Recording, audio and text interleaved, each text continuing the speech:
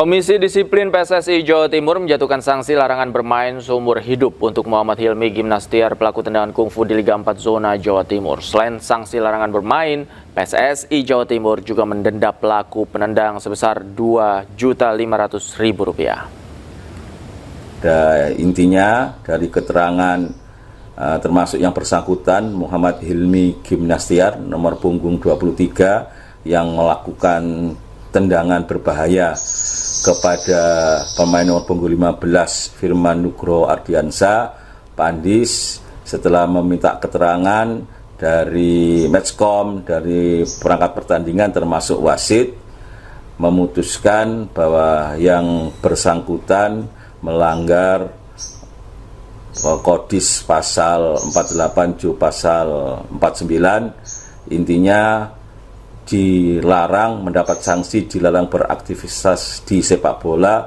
seumur hidup dan denda sebesar Rp2.500.000. Ini juga menjadi perhatian bagi pemain lain supaya bisa bermain secara fair play dan tidak gampang terprovokasi, mengikuti law of the game dan bermain karena demi karir di masa depan. Dan untuk mengetahui informasi selengkapnya, kami telah terhubung dengan Ketua Komisi Disiplin PSSI Umar Hussein. Selamat sore, Pak Umar. Selamat sore. Pak, menanggapi peristiwa ini, sikap Komdis PSSI seperti apa, Pak? Baik, terima kasih. Kita Komdis itu kan memang mempunyai kewenangan, mempunyai tugas untuk melakukan penegakan kode disiplin terhadap orang-orang, pihak-pihak klub yang melanggar kode disiplin. Nah, terhadap peristiwa yang terjadi kepada yang dilakukan oleh saudara Hikmatiar ini, kita memang bukan wewenang Komdis Pusat secara langsung, tetapi respon atau putusan dari Panitia Disiplin PSSI Jawa Timur menurut kami sejalan dengan pikiran atau pandangan dari Komdis Pusat dan Federasi pada umumnya. Jadi semoga peristiwa ini tidak terjadi lagi dan tidak ada lagi keputusan yang seperti ini. Sebenarnya kasihan juga dia dihukum seperti itu, gitu. Karena dampaknya juga panjang, gitu. Tetapi kalau tidak dilakukan putusan yang seperti ini akan menular dan akan dilakukan oleh pemain-pemain yang lain, sehingga sepak bola yang sehat dan bermartabat akan susah untuk diwujudkan. Demikian, Mas. Oke. Pak Umar, boleh dijelaskan lagi, Pak, definisi larangan bermain sepak bola seumur hidup seperti apa, Pak? Apakah memang larangan bermain sepak bola di liga profesional dan lain sebagainya ini juga termasuk di dalamnya? Ya, itu otomatis, itu yang utama ya. Semua kegiatan sepak bola resmi yang di bawah naungan PSSI. Itu yang dimaksud dengan pertandingan sepak bola seumur hidup. Kalau dia main dengan orang-orang terdekat dia, rekreasi, olahraga, ya silahkan aja. Oke. Kemudian muncul juga ini sorotan dari publik, terutama warganet yang berkelakar bahwa kalau begitu pindah cabang olahraga saja gitu, olahraga bela diri dan lain sebagainya. Apakah ini masih dimungkinkan, Pak, dari pemain sepak bola pindah cabang olahraga? Ya, kalau dia punya kemampuan untuk itu kan boleh-boleh aja. Cuman dia kan ingin berprestasi di sepak bola, cuman jalannya kan salah tuh. Seperti kita tahu Zinedine Zidane itu kan atlet judo atau gulat, sehingga dia mempunyai kuda-kuda yang sangat kuat dan bermanfaat dalam dia berperan sebagai sepak bola, gitu kan. Tapi bukan untuk dipraktekkan di lapangan, gitu. Beberapa atlet yang lain saya juga kenal, gitu ya, mereka memang atlet bela diri, gitu. Tapi dia lebih memilih jalur di luar bela dirinya, gitu.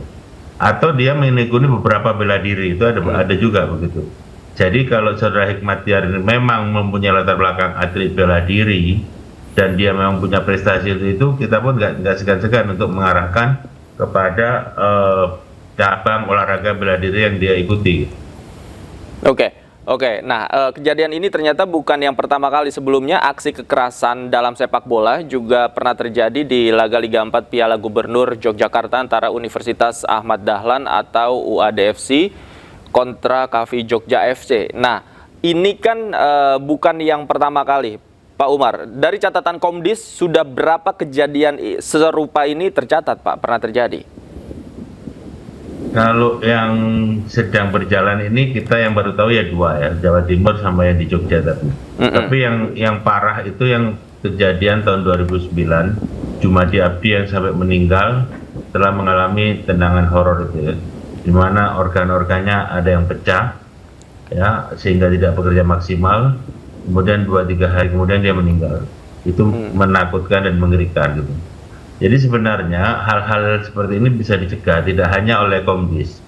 Wasit yang di lapangan juga harus jeli, harus tegas. Kadang-kadang hukuman yang diberikan kasus yang Jumadi Abdi itu kan cuma di kartu kuning gitu. Sehingga kemudian pelanggaran sekeras itu seharusnya udah kartu merah langsung.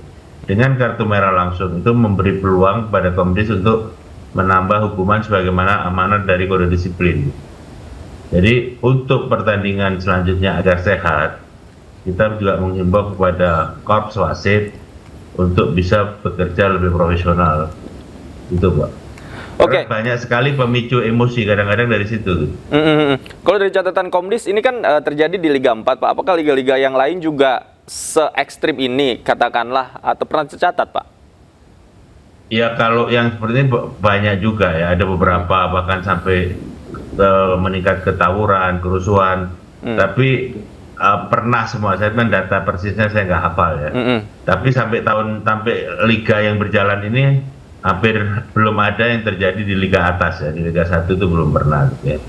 Tapi nanti biasanya ya, menjelang akhir kompetisi itu timbul pelanggaran-pelanggaran keras di antara klub-klub yang sedang berebut naik ke puncak tangga klasemen atau yang menghindari degradasi. Nah, di situ seringkali terjadi kekerasan-kekerasan karena tidak bisa mengontrol karena ambisi dari klub maupun ambisi dari masing-masing atlet, gitu kan. Itu yang perlu juga diwaspadai, terutama untuk partai-partai tertentu yang secara kebiasaan sering menimbulkan kerusuhan. Misalkan klub A dan klub B, klub C dan D, itu kalau ketemu mesti ekstra pengamanan. Pak, kalau ini bisa ada unsur pidananya nggak sih, Pak? Artinya kalau misalnya yang bersangkutan dengan sengaja kemudian efeknya fatal begitu, apakah nanti mekanismenya seperti apa, Pak? Kalau unsur pidana ini di luar. Sebenarnya gini ya, hukum olahraga dan hukum pidana sejak awal itu dipisahkan ya. Oke. Contoh misalkan, olahraga bela diri itu kalau disorot dari sisi hukum pidana semua itu masuk penjara semua itu kan. Tetapi kan sudah ada kekhususan tentang hukum olahraga. Cuman kalau memang ada kegiatan-kegiatan pidana dilakukan di lapangan olahraga, ya bisa aja, cuman siapa yang bisa membuktikan bahwa ini sebuah tindakan pidana yang sengaja gitu kan. Itu misalkan ekstrim sekarang ya, ekstrim. Wasit dianiaya atau dikeroyok di dalam lapangan, apakah cukup hanya dengan sanksi sesuai dengan kode disiplin gitu kan, apalagi kalau kemudian mengakibatkan cacat atau meninggalnya seseorang gitu kan. Jadi artinya memang secara teoretik tidak ada tempat, tidak ada wilayah yang tidak bisa dimasukin oleh penyidik atau aparat hukum dari yang kebal hukum. Tetapi sudah ada pembagian tugas, ya, pembagian tugas bahwa hukum olahraga ranahnya sendiri, atau hukum pidana umum ranahnya sendiri.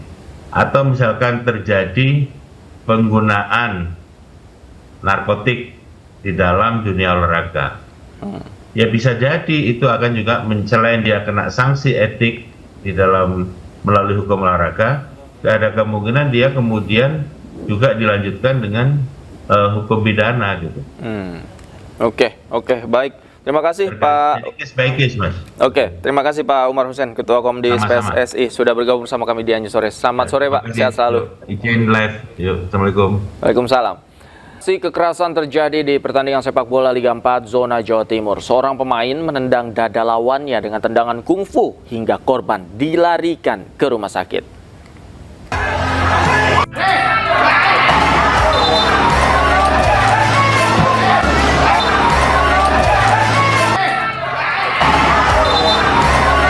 Inilah detik-detik saat salah satu pemain klub Putra Jaya Pasuruan, Muhammad Hilmi Gimnastiar, menendang Firman Nugraha dari peserta Tulungagung di Stadion Gelora Bangkalan dalam lanjutan babak 3-2 besar Liga 4 Zona Jawa Timur. Tendangan kungfu pelaku dengan telak mengenai dada korban hingga terkapar dan harus dievakuasi ke rumah sakit.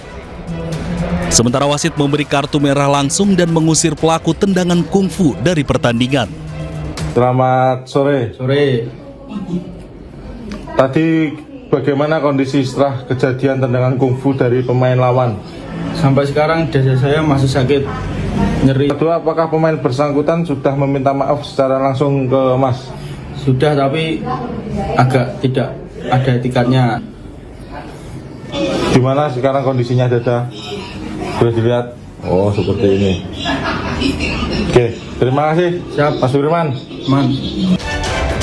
Tidak hanya itu, Putra Jaya Pasuruan juga merilis surat pernyataan yang menyatakan bahwa pelaku resmi dipecat dari klubnya. PSSI juga memberikan sanksi seumur hidup untuk pelaku agar tidak kembali menjadi atlet sepak bola. Diduga pelaku pemain Putra Jaya melakukan aksinya karena emosi lantaran klubnya kalah dari peserta Tulungagung. Akibat perbuatannya, pelaku juga terancam sanksi pidana.